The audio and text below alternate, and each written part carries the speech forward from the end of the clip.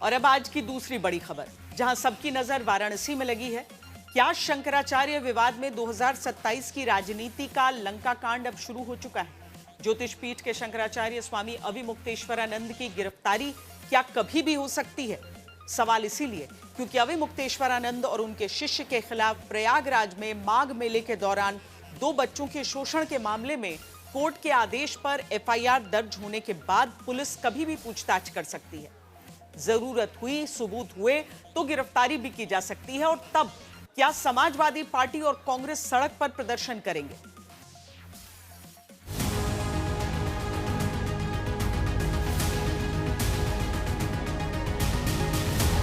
क्या प्रयागराज पुलिस किसी भी वक्त शंकराचार्य अविमुक्तेश्वरानंद से पूछताछ कर सकती है?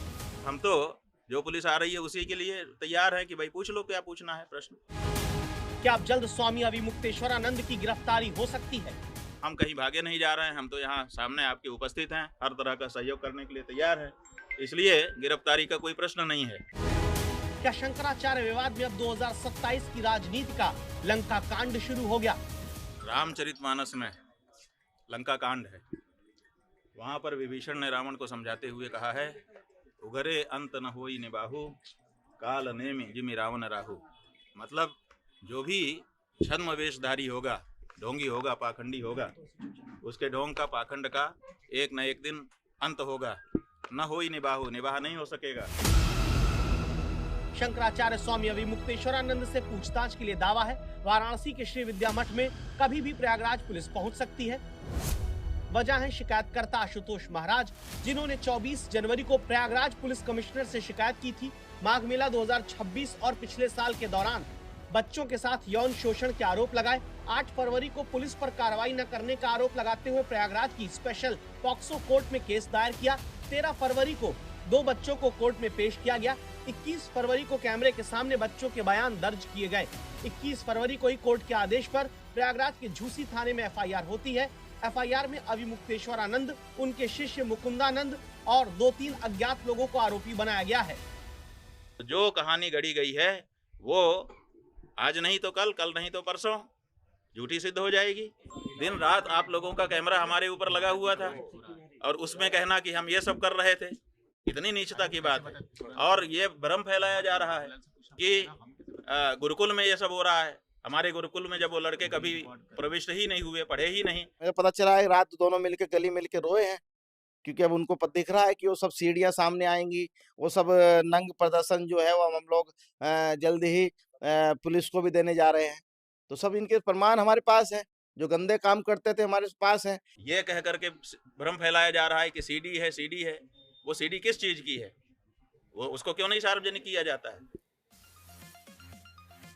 आज दिन की बात है, 3 खबरें आई जो बताती हैं कि शंकराचार्य की गिरफ्तारी अगर होती है तो यूपी में हिंदू वोट को लेकर नई राजनीति जोर पकड़ेगी। वजह, दिन में वाराणसी के मठ में शंकराचार्य को अपना समर्थन देने समाजवादी पार्टी और कांग्रेस का प्रतिनिधिमंडल पहुंचा। दिन में ही शंकराचार्य के समर्थन में एक बार फिर अखिलेश यादव सीधे मुख्यमंत्री पर निशाना साधते हैं। शाम तक यूपी कांग्रेस प्रदेश अध्यक्ष अजय राय ने पीएम मोदी को चिट्ठी लिखकर स्वामी अविमुक्तेश्वरानंद मामले की निष्पक्ष जांच की मांग की। लिखा कि केंद्रीय एजेंसी या किसी स्वतंत्र एजेंसी से जांच कराई जाए, यानी यूपी पुलिस की जांच पर सवाल उठाया। यानी विपक्ष बीजेपी को शंकराचार्य के अपमान के कटघरे में खड़ा करने के लिए तब सड़क पर उतर सकता है।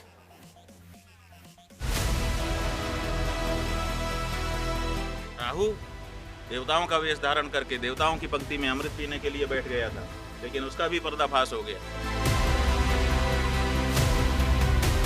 जो लोग भी छद्म वेशधारी हैं, उनका पर्दाफाश होना ही है। जहां पर बीजेपी की गवर्नमेंट ना हो, वहां की पुलिस जांच करे। जनता सब देख रही है, वो निर्णय देने वाली है। फर्जी व्यक्ति है वो, उसके ऊपर वो हिस्ट्री शीटर है। इन्वेस्टिगेशन होगा तब दूध का दूध और पानी का पानी होगा। अब क्या इस निचता पर उतरेंगे आप लोग? घृणित आरोप लगा करके आप उनको आरोपी नहीं बना सकते।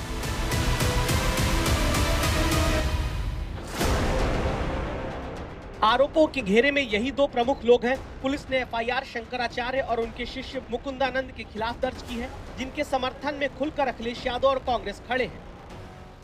अगर दो डिप्टी सीएम उनके पक्ष में हैं, तो सरकार कैसे चल सकती है? तो लगता तो ये कि कहीं दोनों मिली जुली तो नहीं है, कि डिवाइड एंड रूल की पॉलिसी रहे, लोगों को उलझा के रखें और शंकराचार्य जी को भी फंसा के रखें। दुख की बात है कि हमारे सनातनी धर्म के पूजनीय शंकराचार्य जी के साथ व्यवहार तब हो रहा है जब भगवाधारी हमारे मुख्यमंत्री है। अत्याचार अन्याय हो रहा है। शंकराचार्य हम सबके पूजनीय हैं और ये सरकार स्वामी मुक्तेश्वरानंद जी का और उनके जो शिष्य हैं उनको ये सरकार गलत तरीके से फंसा रही है, गलत मुकदमे करा रही है और इसकी जितनी निंदा की जाए कम है। ये पूरे सनातन का अपमान है, पूरे देशवासियों का अपमान है, क्योंकि शंकराचार्य हमारे पूज्य होते हैं। दूसरी तरफ शंकराचार्य के खिलाफ शिकायतकर्ता आशुतोष महाराज के ऊपर भी आरोप लगाया जाता है। कहा जाता है कि बच्चों के साथ अन्याय हो रहा था और बच्चे जो है वो निकल करके गए। हमको आकर के उन्होंने बताया, जैसा कि देखिए कोर्ट में क्या है हम नहीं बता रहे हैं, लेकिन जो सार्वजनिक रूप से आशुतोष ब्रह्मचारी ने कहा है उसके आधार पे हम आपको बता रहे हैं कि वो कह रहे हैं कि बच्चों ने आकर के हमको बताया कि हमारे साथ ये हो रहा है और फिर सीडी भी लेके आए बच्चे। इसका मतलब बच्चे सीडी बना रहे थे। कौन बना रहा था सीडी? बच्चे बना रहे थे या कोई दूसरा ही बना रहा था? आशुतोष नाम है उसका, हम उसका नाम लेना भी नहीं चाहते हैं। हिस्ट्री सीटर संख्या 76A हम बोलेंगे तो आप समझ जाइएगा कि हम उसकी बात कर रहे हैं।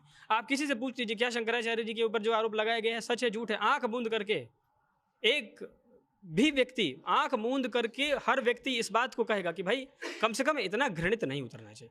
आप शंकराचार्य जी के ऊपर इस हद तक उतर करके आरोप लगाने की कोशिश कर रहे हैं, उससे कुछ नहीं होने वाला है। अभी मुक्तेश्वरन की रंगरंगियों के बारे में बताना, इनके SISO के बारे में बताना, किस प्रकार ये कुकर्म बच्चों का वहां पर उस पंचमतर पे जो कमरा शीश महल बनाया है उस कमरे को दिखाना और उस कमरे के पास जो इनका स्विमिंग पूल है जहां पर इनकी जो महिला मित्र हैं उनके द्वारा इनकी मालिश की जाती है, इनको नहलाया जाता है, वो सारी चीजें वहां पर दिखाया जाएगा।